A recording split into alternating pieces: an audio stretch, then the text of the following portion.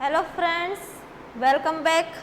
So we are studying chapter number 4 metals and non-metals. So उसे study कर रहे थे, उसमें हमने क्या देखा था, some chemical properties of metals and non metals. So हम केमिकल प्रॉपर्टीज देख रहे थे. सो वही हम कंटिन्यू करते हैं. हेडिंग लगाओ रिएक्शन विथ बेसिस, यानी कि जो हमारा मेटल है अगर वो बेस के साथ रिएक्शन देता है, किस तरह की रिएक्शन देता है. सो आपको पता होगा कि जब भी मेटल है वो एसिड के साथ रिएक्शन देता है तभी कौन सी गैस है वो लिबरेट होती थी.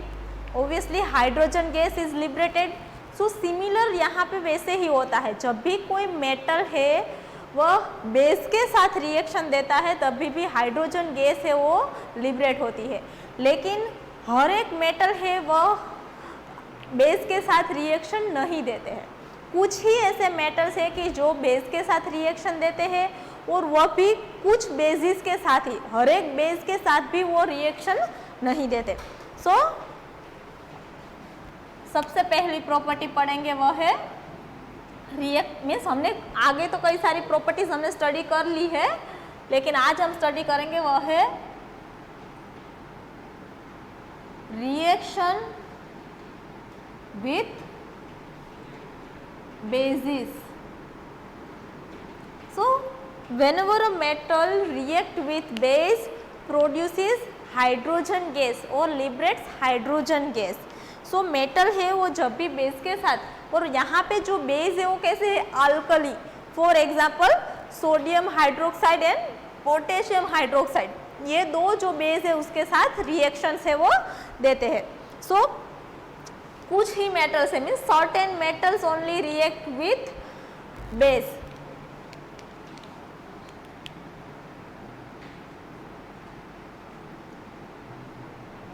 Certain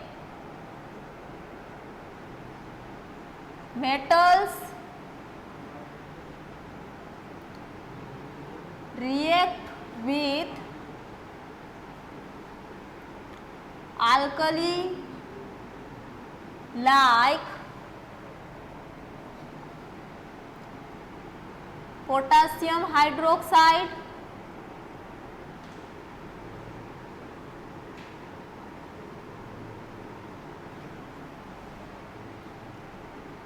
and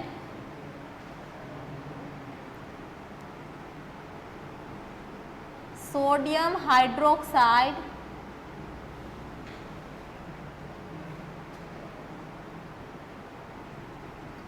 to liberate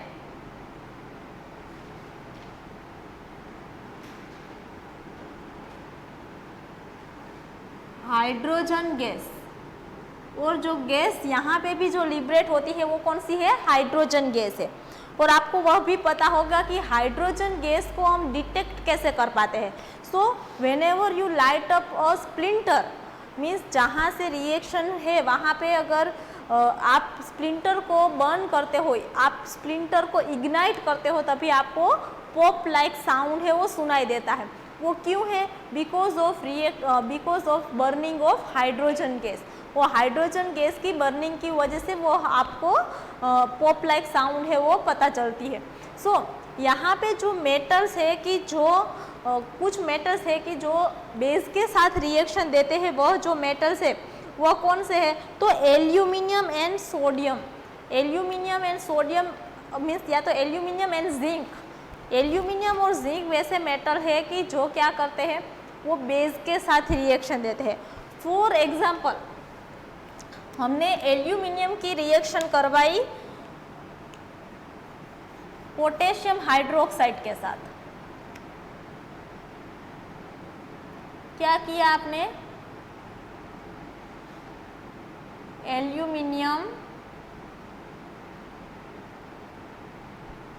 aluminium की आपने रिएक्शन किसके साथ करवाई है, पोटेशियम हाइड्रोक्साइड.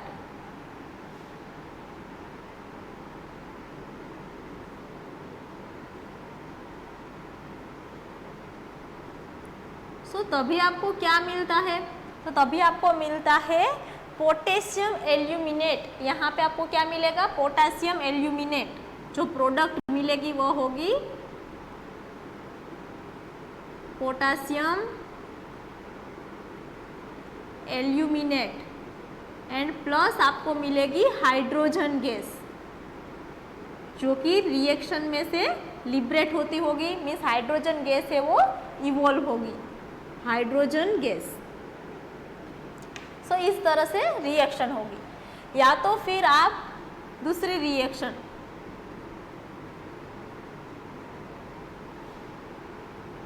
आपने लिया जिंक मेटल, जिंक मेटल की रिएक्शन आप सोडियम हाइड्रोक्साइड के साथ करवाओ,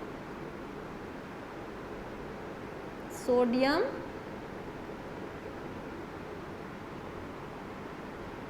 हाइड्रोक्साइड।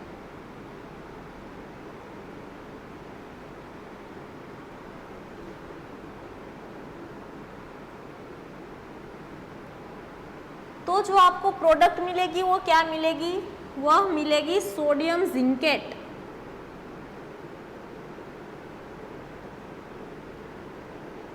प्लस यहाँ पे भी आपको क्या मिलेगी, हाइड्रोजन गैस। अभी यहाँ पे जो हमने बेस यूज किया है वो आप देख सकते हो कौन से है, आल्कली। अभी आल्कली के अलावा जो बेस है, फॉर एग्जांपल एल्यूमिनियम हाइड्रोक्साइड, सो यहाँ पे हम एल्यूमिनियम हाइड्रोक्साइड का यूज नहीं कर पाते, because aluminium hydroxide doesn't react with metal. Aluminium hydroxide है वो मेटल के साथ रिएक्शन नहीं देता है। सो आप सेंटेंस लिख देना, aluminium hydroxide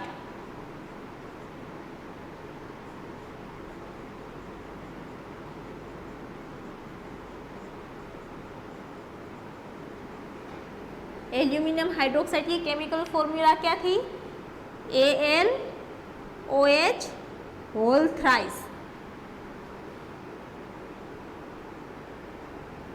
does not give reactions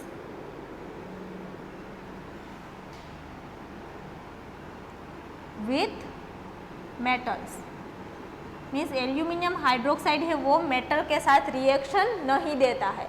और यहाँ पे जो आप देख सकते हो कि रिएक्शन में क्या जनरेट हो रहा है, हाइड्रोजन गैस। ये जो हाइड्रोजन गैस है, जब आप यहाँ पे स्प्लिंटर या तो लाइटर को इग्नाइट करते हो तभी आपको पॉप लाइक साउंड है वो सुनाई देता है। वह क्या है, उसका डिटेक्शन है, डिटेक्शन ऑफ हाइड्रोजन गैस। यानी कि यहाँ से रिएक्शन मीडियम में से जो गैस लिबरेट होगी वह होगी हाइड्रोजन गैस। सो ये क्या था, reaction of basis, reaction with basis means metal की बेस के साथ किस तरह से रिएक्शन होती है। तो सिमिलर रिएक्शन होती है लाइक एसिड के साथ। एसिड के साथ जब रिएक्शन होती है तभी भी हाइड्रोजन गैस लिबरेट होती है, वैसे ही सिमिलरली जब मेटल से वो बेस के साथ रिएक्शन करते हैं तभी भी हाइड्रोजन गैस है वो रिलीज होती है। अभी बात करते हैं नॉन मेटल्स की। तो नॉन मेटल्स है वो बेस के साथ कैसे रिएक्शंस देते हैं। सो जो नॉन मेटल्स है वो बेस के साथ सिंपल रिएक्शंस नहीं देते, वो बहुत ही कॉम्प्लिकेटेड रिएक्शंस देते हैं। Means non metal gives complex reaction with basis, वह बेस के साथ काफ़ी कॉम्प्लेक्स रिएक्शंस है वह देते हैं। सो सेंटेंस लिख दो, non metals gives complex reaction with basis. Basis के साथ नॉन मेटल्स की रिएक्शन है वो काफ़ी कॉम्प्लेक्स होती है। सो ये था रिएक्शन विथ बेसिस। अभी जो next type of chemical reaction हमें पढ़नी है वह है displacement reaction. Displacement reaction means क्या। सो नेक्स्ट हेडिंग लगाओ, डिस्प्लेसमेंट रिएक्शन।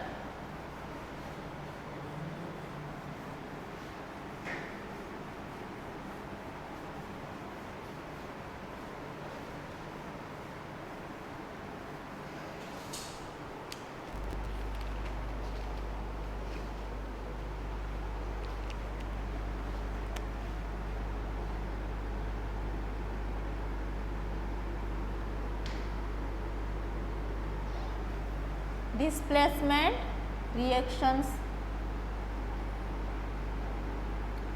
सो यहाँ पे आप नेम देखकर ही पता लगा सकते हो डिस्प्लेसमेंट यानी क्या। तो कि यहाँ पे कोई एक ऐसा रिएक्टिव मेटल या तो रिएक्टिव नॉन मेटल होगा कि जो दूसरे मेटल या तो नॉन मेटल को क्या कर रहा होगा, रिप्लेस कर रहा होगा। So here what happens, more reactive metal और non metal displaces less reactive metal और नॉन मेटल। मीन्स अगर मेटल की बात करें तो आपने सामने कोई एक ऐसा मेटल की सोल्ट का सॉल्यूशन लिया, और अगर फॉर एग्जांपल आपने बात की तो आपने एक कॉपर सल्फेट का सॉल्यूशन लिया, और कॉपर सल्फेट के सॉल्यूशन के अंदर जब आप जिंक की स्ट्रिप डालते हो तो ऑब्जर्व करो क्या ऑब्जर्वेशन आती है। तो कॉपर सल्फेट का जो सॉल्यूशन है वो क्या होता है, वो काफ़ी ब्लूइश कलर का होता है, मीन्स उसका जो कलर है वो ब्लू कलर का होता है। लेकिन धीरे धीरे जैसे जैसे टाइम स्पेंड होता जाता है वैसे वैसे उसका जो ब्लू कलर है वो कैसा होता है, लाइट होता जाता है। मीन्स पहले एकदम डार्क ब्लू था, वो धीरे धीरे लाइट होता गया। ऐसा क्यों होता है? तो ऐसा इसलिए होता है कि जो कॉपर सल्फेट का जो सॉल्यूशन है उसमें कॉपर की जगह कौन आ जाता है, जिंक आ जाता है, और कॉपर है वो कहाँ पे चला जाएगा, तो वो जो आपने जिंक की स्ट्रिप डाली है उस पर धीरे धीरे डिपॉजिट होगा।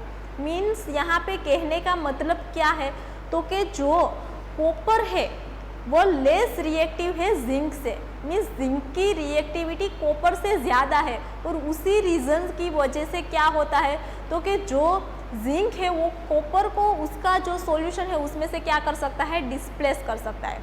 वैसे ही नॉन मेटल्स में भी होता है। मीन्स आप कोई particular family low, for example हमारे पास इस तरह से कुछ नॉन मेटल्स है, fluorine, chlorine, bromine and iodine. ये सारे के सारे क्या है, मेरे नॉन मेटल्स है। और ये जो नॉन मेटल्स है वो एक फैमिली है और इसे कहा जाता है हैलोजन फैमिली। जब आप हायर स्टैंडर्ड्स में जाओगे तभी आप पीरियोडिक टेबल पढ़ोगे। मीन्स हमारे जो 118 एलिमेंट्स है उसके बारे में आप स्टडी करोगे, तब आपको पता चलेगा कि ये सारे के सारे जो नॉन मेटल्स है वो एक ग्रुप के अंदर आते हैं और उसे उसकी एक फैमिली कहा जाता है, जिसे कहा जाता है हैलोजन फैमिली। ये सारे के सारे मेटल्स को क्या कहा जाता है, हैलोजन फैमिली। सो यहाँ पे क्या होता है, तो कि जो फ्लोरीन की रिएक्टिविटी है वो क्लोरीन से ज़्यादा होती है, क्लोरीन की रिएक्टिविटी है वो ब्रोमीन एंड आयोडीन दोनों से ही ज़्यादा होगी।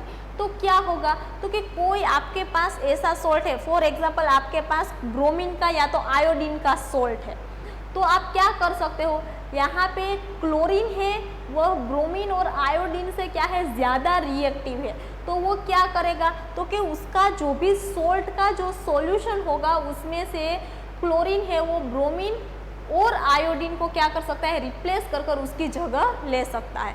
तो उसे क्या कहते हैं हम, डिस्प्लेसमेंट कहते हैं। जब भी हम रिएक्शन लिखेंगे तब आपको और ज़्यादा क्लियर होगा कि डिस्प्लेसमेंट किस तरह से होगा। लेकिन सबसे पहले आपको क्या लिखना है, सेंटेंस लिखना है। मेटल्स के लिए भी यही प्रिंसिपल है और नॉन मेटल्स के लिए भी सेम प्रिंसिपल मीन्स सेम फंडा है, वो वर्क कर रहा है। सो लिखो,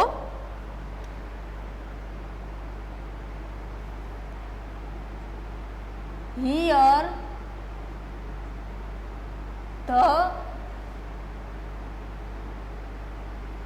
मोर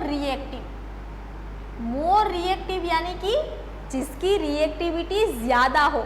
और हमने जब भी ये केमिकल प्रॉपर्टीज स्टार्ट की उससे पहले हमने पूरी की पूरी एक्टिविटी सीरीज़ लिखी थी, potassium, then calcium, then sodium. तो वो सीरीज़ आपको याद रखनी है क्योंकि वह सीरीज़ के ऊपर से ही हम सारी की सारी केमिकल प्रॉपर्टीज़ को अच्छे से पढ़ पाते हैं। अगर आपको वो सीरीज़ पता है तो आपको थोड़े बहुत कंसेप्ट्स पता होंगे तो आप अपने आप से भी फिर क्या कर सकोगे, आंसर से वो लिख सकोगे।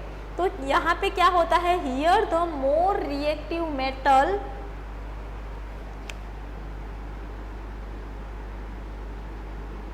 displaces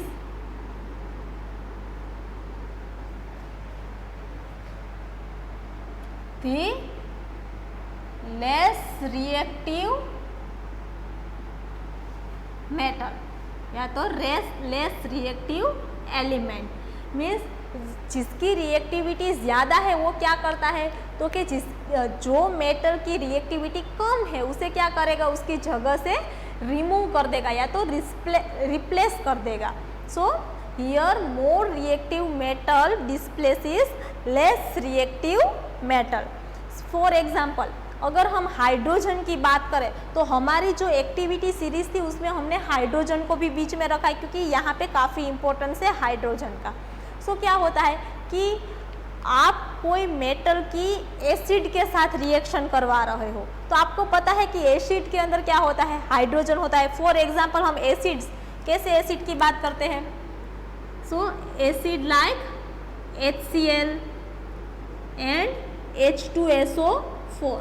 तो आप देख सकते हो ये दोनों ही एसिड्स है। ये जो पहले वाला है उसे हम क्या कहते हैं, हाइड्रोक्लोरिक एसिड,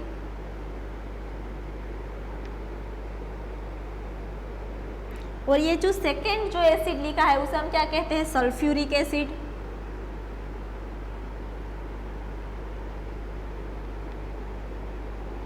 सो यहाँ पे क्या होगा तो कि हाइड्रोजन की भी अपनी एक्टिविटी है, उसकी भी अपनी रिएक्टिविटी है। अभी वैसे मेटल्स के जिसकी रिएक्टिविटी हाइड्रोजन से ज़्यादा हो, किसकी बात कर रहे हैं हम यहाँ पे, वैसे मेटल्स की बात कर रहे हैं कि जिसकी रिएक्टिविटी हाइड्रोजन से ज़्यादा हो। तो वैसे तो कई सारे मेटल्स है, पोटासियम है, सोडियम है, मैग्नीशियम है, फिर हमारा जिंक है, आयरन है, ये सारे के सारे वैसे मेटल्स है कि जिसकी रिएक्टिविटी हाइड्रोजन से ज़्यादा है। फिर से देख लेना हमारी जो एक्टिविटी सीरीज़ है उसे, आपको उसमें पता ही होगा कि हाइड्रोजन से ये जितने भी मैंने मेटल्स के नेम दिए उन सब की रिएक्टिविटी हाइड्रोजन से ज़्यादा है। और कुछ मेटल्स वैसे भी थे कि जिसकी रिएक्टिविटी हाइड्रोजन से कम थी। फॉर एग्जांपल कॉपर, देन और सिल्वर, मर्क्यूरी, गोल्ड, ये भी सारे के सारे क्या है, मेटल्स ही है, लेकिन उसकी जो रिएक्टिविटी है वो हाइड्रोजन से कम है। नाउ अकॉर्डिंग टू डेफिनेशन हम क्या कह सकते हैं कि वैसे मेटल्स के जिसकी रिएक्टिविटी हाइड्रोजन से ज़्यादा है वह एसिड में से हाइड्रोजन को क्या कर सकते हैं, रिप्लेस कर सकते हैं। मीन्स उसके पास ऐसी रिएक्टिविटी है कि वो एसिड में से हाइड्रोजन को रिप्लेस कर क्या उनके रिस्पेक्टिव सोल्ट्स को फॉर्म करेगा। सो वैसी ही रिएक्शंस हमें यहाँ पे देखनी है। हमें क्या करना है तो कि हमें एसिड लेना है और उसमें से हाइड्रोजन को रिप्लेस करवा कर उसकी जगह पर क्या रखना है तो कि मोर रिएक्टिव मेटल, मीन्स जिसकी रिएक्टिविटी हाइड्रोजन से ज़्यादा है वैसे मेटल को आप यहाँ पे रख दो तो आपका वो सोल्ट बन जाएगा। सो यहाँ पे जो हम एसिड्स यूज़ करेंगे वो कैसे होंगे, in the form of dilute, means वो एक्वियस फॉर्म में होंगे। हमें डाइल्यूट HCl लेना है और डाइल्यूट हाइड्रोक्लोरिक एसिड, दोनों dilute hydrochloric acid and sulphuric acid दोनों ही आपको कैसे लेने हैं, डाइल्यूट लेने हैं। फॉर एग्जांपल सोडियम, आपको पता है कि सोडियम की रिएक्टिविटी है वह हाइड्रोजन से ज़्यादा है। तो मैंने सोडियम मेटल लिया और उसकी रिएक्शन मैंने किसके साथ करवाई, HCl means dilute hydrochloric acid. यहाँ पे ये जो सॉल्यूशन है वो कैसा होगा, एक्वियस। क्यों एक्वियस, क्योंकि हमने उसे पानी के अंदर उसका सॉल्यूशन बनाया। तो क्या होगा, तो सिंपल, यहाँ पे HCl है तो यहाँ पे क्लोरीन के साथ क्या आ जाएगा, ऑब्वियसली मेरा सोडियम आ जाएगा। क्यों, क्योंकि उसकी जो रिएक्टिविटी है वो हाइड्रोजन से ज़्यादा है। तो मुझे यहाँ पे हाइड्रोजन की जगह क्या लिखना है, Na यानी कि मेरा सोडियम। सो आपकी प्रोडक्ट क्या मिलेगी, NaCl प्लस क्या मिलेगा आपको, H2 गैस। क्योंकि ये हमें पता है कि जब भी मेटल है वो एसिड के साथ रिएक्शन करते हैं तभी हाइड्रोजन गैस है वो लिबरेट होती है, वो हमने आगे पढ़ लिया है रिएक्शन विथ एसिड्स में। तो ये सेम है, रिएक्शन विथ एसिड्स ही है, लेकिन डिस्प्लेसमेंट के बेसिस पर हम पढ़ रहे हैं तो इसे हम डिस्प्लेसमेंट रिएक्शन कहते हैं। सो यहाँ पे आप देख सकते हो कि हमारी इक्वेशन है वो अनबैलेंस्ड है। किस तरह से, तो कि आप देख सकते हो कि हमने जो रिएक्टेंट लिया है उसमें खाली एक ही हाइड्रोजन है जबकि प्रोडक्ट के अंदर हमने H2 गैस लिखा है। तो हमें क्या करना होगा, ये रिएक्शन को बैलेंस करना होगा। सो बैलेंस करने के लिए मुझे क्या लेना पड़ेगा, तो मुझे 2 मोल्स ऑफ सोडियम लेने होंगे एंड मुझे यहाँ पे HCl भी 2 मोल्स लेने होंगे, तभी मुझे क्या मिलता है, तभी मुझे मिलते हैं 2 मोल सोडियम क्लोराइड जो कि एक्वियस होगा and 1 mole of hydrogen gas release होता है। अभी आप काउंट कर लो, दोनों तरफ आप हर एक एटम्स को काउंट करोगे, हर एक एलिमेंट को काउंट करोगे तो यहाँ पे जो नंबरिंग्स है वो सेम आएंगे। यहाँ पे रिएक्टेंट में 2 सोडियम है तो प्रोडक्ट में भी हमारे पास 2 सोडियम है, हाइड्रोजन 2 है, प्रोडक्ट में भी हाइड्रोजन 2 है, रिएक्टेंट में भी क्लोरीन 2 है तो प्रोडक्ट में भी हमारे पास क्लोरीन 2 हो गए। तो ये जो हमारी केमिकल रिएक्शन है वो बैलेंस हो गई। सो ये क्या हुआ, डिस्प्लेसमेंट रिएक्शन। क्यों डिस्प्लेसमेंट हुआ, तो कि सोडियम ने किसकी जगह ले ली, हाइड्रोजन की जगह ले ली। क्यों हाइड्रोजन की जगह ली, तो जो सोडियम मेटल है उसकी रिएक्टिविटी हाइड्रोजन से ज़्यादा है, इसीलिए उसके पास कैपेसिटी है कि वो हाइड्रोजन को एसिड में से डिस्प्लेस कर पाए। सो इसे हम कहते हैं डिस्प्लेसमेंट रिएक्शन। सो यहाँ पे आप वैसे और भी मेटल्स ले सकते हो और उसकी आप एसिड्स के साथ रिएक्शन करवा सकते हो। सो फॉर एग्जांपल मैंने यहाँ पे लिया Mg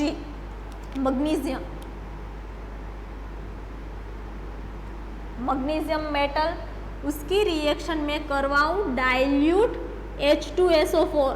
H2SO4 यानी कि सल्फ्यूरिक एसिड।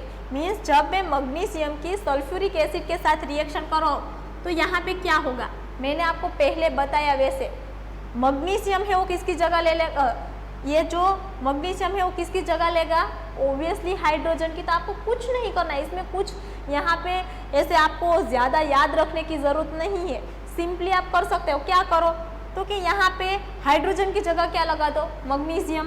तो मैंने यहाँ पे मैग्नीशियम लगा दिया तो क्या हो जाएगा, MgSO4। इस तरह से आपकी रिएक्शन हो जाएगी। तो ये हो गया सॉल्ट, प्लस आपको मिलता है हाइड्रोजन गैस।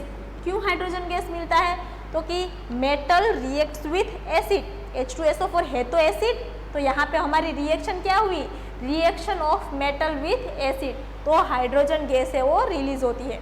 अभी क्या हुआ, तो कि मैग्नीशियम है उसकी रिएक्टिविटी हाइड्रोजन से काफ़ी ज़्यादा है, इसीलिए वह हाइड्रोजन को उसके एसिड में से क्या कर सकता है, रिप्लेस कर सकता है। और क्या फॉर्म करेगा, तो यहाँ पे जो मैग्नीशियम सल्फेट ये जो फॉर्म हुआ है वो क्या है, it is a 1 type of salt, और आपको पता है कि it is a normal salt. और प्लस आपको हाइड्रोजन गैस है वो मिलती है। उसी तरह आप क्या कर सकते हो, Fe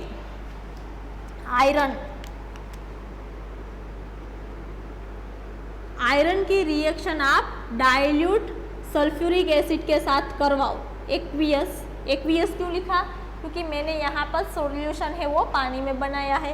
तो क्या होगा, तो भी सेम रिएक्शन होगी। क्यों, क्योंकि एक्टिविटी सीरीज को याद करो, तो कि जो हमारा आयरन है Fe फेरस, उसकी रिएक्टिविटी हाइड्रोजन से ज़्यादा है। तो क्या मिल जाएगा मुझे यहाँ पे, तो कि यहाँ पे हाइड्रोजन की जगह कौन आ जाएगा, FeSO4 प्लस H2 गैस। सो इस तरह से मेरा डिस्प्लेसमेंट हुआ। अभी एक क्वेश्चन आपको यह होता होगा कि यहाँ पे 2 हाइड्रोजन है और यहाँ पे Fe तो एक ही है, यहाँ पे 2 Fe क्यों नहीं आया। तो ये जब आप 9th स्टैंडर्ड में आओगे तभी आपको एक चैप्टर है जिसमें आप केमिकल फॉर्मूला और केमिकल फॉर्मूला कैसे बनाते हो उसके बारे में स्टडी करोगे। और उसके लिए आपको पहले पता होना चाहिए कि हर एक एलिमेंट की अपनी वैलेंसी होती है। जब आप 9th स्टैंडर्ड में जाओगे तभी ये काफ़ी क्लियर होगा, तब आपको पता चल जाएगा कि यहाँ पे H2 है तो यहाँ पे खाली एक ही Fe मैंने क्यों लिखा है, वो तब आपको क्लियर होगा जब आप केमिकल फॉर्मूला स्टडी करोगे। अभी आपको खाली हाइड्रोजन की जगह क्या लगाना है, मेटल लगाना है। तो ये क्या हो गई आपकी डिस्प्लेसमेंट रिएक्शन। अभी वैसा ज़रूरी नहीं है कि आप ऑलवेज एसिड ही लो, यहाँ पे आप कोई वैसा सॉल्यूशन लो। फॉर एग्जांपल मैंने यहाँ पे कॉपर सल्फेट का सॉल्यूशन लिया और उसकी रिएक्शन मैंने कोई मेटल के साथ करवाई जिसकी रिएक्टिविटी कॉपर से ज़्यादा है। से फॉर एग्जांपल मैंने जिंक लिया, तो आपको पता है कि जिंक की रिएक्टिविटी हमारा जो कॉपर है उसे ज़्यादा है। और यहाँ पे मैंने जो सॉल्यूशन लिया है वो किसका लिया है, कॉपर सल्फेट CuSO4 एक्वियस। तो अभी क्या होगा, तो कि जिंक की रिएक्टिविटी कॉपर से ज़्यादा है, तो क्या कर पाएगा, तो कि जिंक है वो कॉपर को रिप्लेस कर सकता है। सो क्या करना है, सिंपली आपको यहाँ पे जो लिया है कॉपर सल्फेट, उसमें से कॉपर को रिप्लेस करना है। तो क्या बन जाएगा, जिंक सल्फेट ZnSO4 प्लस आपको मिलेगा Cu, कॉपर सॉलिड। यहाँ पे फिर हाइड्रोजन गैस नहीं मिलेगी, क्योंकि हमने यहाँ पे हाइड्रोजन की जगह रिप्लेसमेंट नहीं करवाई है, हमने जिंक का कॉपर के साथ रिप्लेसमेंट करवाया है। तो प्रोडक्ट में भी हमें क्या मिलेगा, जिंक का सोल्ट मिलेगा प्लस कॉपर मिलेगा। ये वाली चीज़ याद रखनी है। यहाँ पे आप एसिड के साथ रिएक्शन नहीं करवा रहे हो, दूसरे मेटल के सोल्ट के साथ रिएक्शन करवा रहे हो। कॉपर सल्फेट है वो क्या है, it is a one type of metal salt, ये मेटल की सोल्ट है कॉपर सल्फेट। सो ये जो कॉपर सल्फेट है वो कैसी होती है, ग्रीन कलर, ब्लू कलर की। सो क्या होगा, जैसे जैसे कॉपर की जगह जिंक आता जाएगा, वैसे वैसे आपका जो सॉल्यूशन है वो कैसा होता जाएगा, लाइट होता जाएगा। और जब जिंक है वो सॉल्यूशन में से कॉपर को पूरी तरह से रिप्लेस कर देगा, तभी आपका सॉल्यूशन हो जाएगा कलरलेस। मीन्स जिंक सल्फेट का जो सॉल्यूशन होता है वह कैसा होता है, कलरलेस होता है। और फिर आपको जो भी स्ट्रिप होगी वहाँ पे आपको क्या मिलेगा, कॉपर, मीन्स वह रेड कलर का होगा। वैसे ही आप एक एक्सपेरिमेंट भी कर सकते हो, एक एक्टिविटी भी कर सकते हो। क्या करना है, आपको एक टेस्ट ट्यूब लेनी है और उसके अंदर कॉपर सल्फेट का सॉल्यूशन लेना है। इस तरह से मैंने एक टेस्ट ट्यूब ले ली और ये टेस्ट ट्यूब के अंदर मैंने क्या फिल किया है, कॉपर सल्फेट का सॉल्यूशन। कॉपर सल्फेट का सॉल्यूशन होगा तो किस कलर का होगा, ब्लू कलर का होगा, CuSO4 का सॉल्यूशन।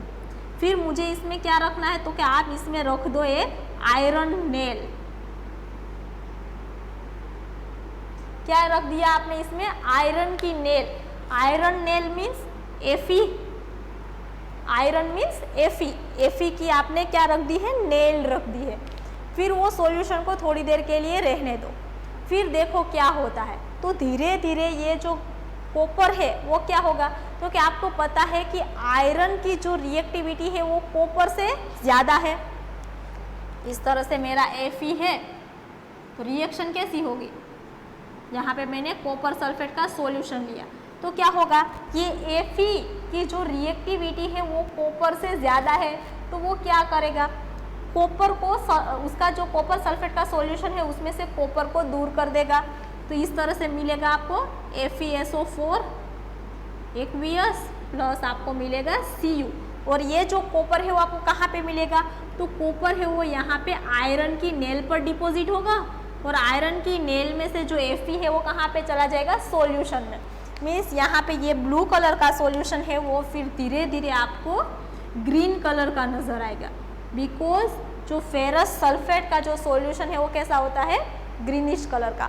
और ये जो आयरन की जो नेल जो आपको पहले ब्राउन कलर की थी वो धीरे धीरे आपको कैसी लगेगी, रेड कलर की, बिकॉज कॉपर है वो क्या होता है, आयरन की नेल पर धीरे धीरे डिपॉजिट होता है। तो इस तरह से क्या होगा, तो कि जो हमारा मोर रिएक्टिव मेटल है वो लेस रिएक्टिव मेटल को क्या कर रहा है, डिस्प्लेस कर रहा है। तो ये बात हुई मेटल्स के बारे में। वैसे ही ये जो यहाँ पे मैंने नॉन मेटल्स लिखे, तो कुछ नॉन मेटल्स है, फॉर एग्जांपल हम कोई एक फैमिली की बात करें तो कोई एक फैमिली का जो मेंबर है वो उससे कम रिएक्टिविटी वाले मेंबर को क्या कर सकता है, डिस्प्लेस कर सकता है। फॉर एग्जांपल अगर हम लिखें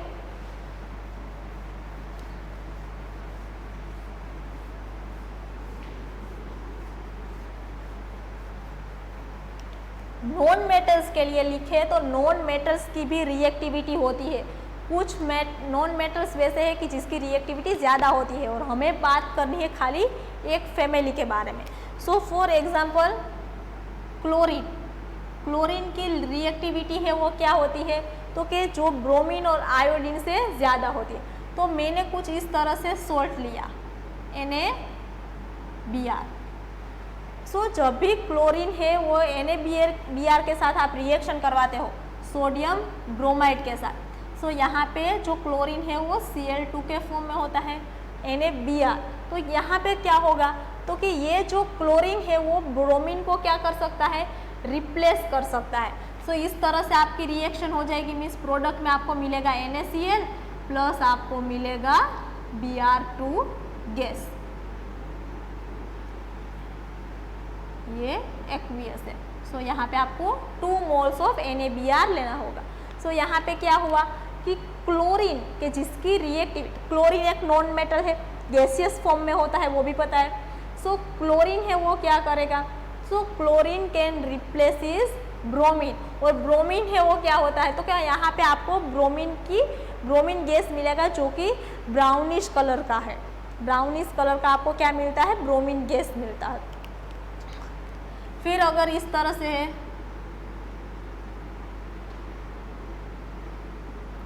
सोडियम आयोडाइड, तो ये क्या होगा, तो कि ये जो सोडियम आयोडाइड में से क्लोरीन है वो आयोडीन को क्या कर सकता है, रिप्लेस कर सकता है।